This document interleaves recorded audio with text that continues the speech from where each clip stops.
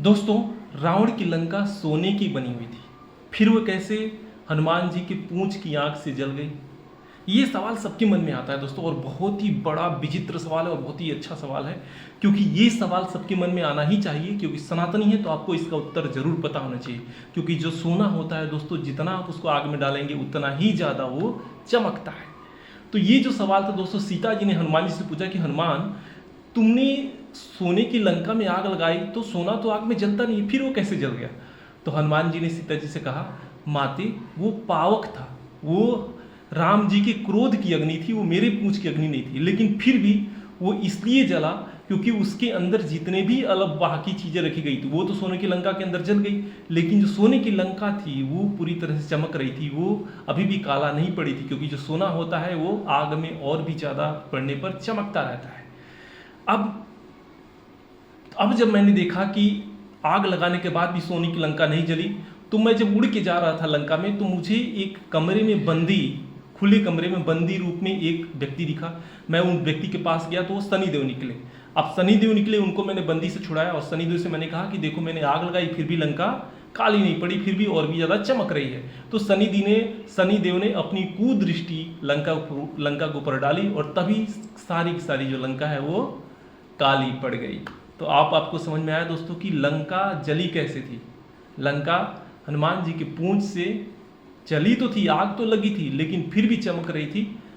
वो जली शनिदेव के कुदृष्टि कारण, शनिदेव के सप्तसती जो साढ़े साती की दृष्टि होती उसके कारण। जय जय श्री राधा वल्लभ श्री वंश। अगर जानकारी अच्छी लगी हो तो इसको आप खूब फैलाइएगा, खूब शेयर कीजिएगा। जय जय श्री राधा वल्लभ श्री वंश। दोस्तों, आप लोगों के भी मन में एक सवाल आता होगा कि सोने की लंका बनी हुई थी तो हनुमान जी के पूंछ की आग से वो जल कैसे गई? यही सवाल सीता जी ने हनुमान जी से पूछा था कि हनुमत, तुमने जब लंका में आग लगाई तो वो तो सोने की बनी हुई थी, सोना जितना ज़्यादा आग लगता है उतना ही ज़्यादा वो चमकता है, फिर तुम्हारी आग से लंका काली कैसे पड़ गई थी? तो हनुमान जी ने कहा, माता, जो मैंने आग लगाई थी वो मेरी पूंछ की आग नहीं थी, वो तो बस ग्रामवासियों ने पूंछ में आग लगाई थी। लेकिन वो जो आग थी वो राम जी के क्रोध की अग्नि थी। राम जी की क्रोध की अग्नि, जिसको पावक कहते हैं, वो पावक थी। अब पावक की अग्नि जब मैंने लंका में लगाई तो जितने भी सामान लंका के घरों में रखे हुए थे वो सब के सब तो जल गए, लेकिन जो लंका थी वो फिर भी चमक रही थी। क्योंकि सोना जो होता है आग में जितना डालते हैं उतना ही ज़्यादा वो चमकता रहता है। अब इसके बाद मेरे मन में बहुत ही खलबलाहट सूझी। अब मैंने सोचा क्या किया जाए कि लंका जले।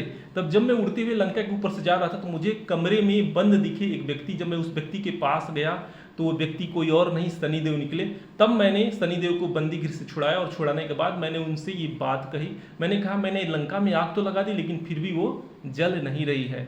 तब शनिदेव ने कहा कि मैं अपनी कुदृष्टि से इस लंका को पूरी तरह से राख कर दूंगा। उसके बाद शनिदेव ने अपनी कुदृष्टि लंका के ऊपर डाली और उनकी साढ़े साती के प्रभाव से पूरी की पूरी जो लंका थी वो काली पड़ गई।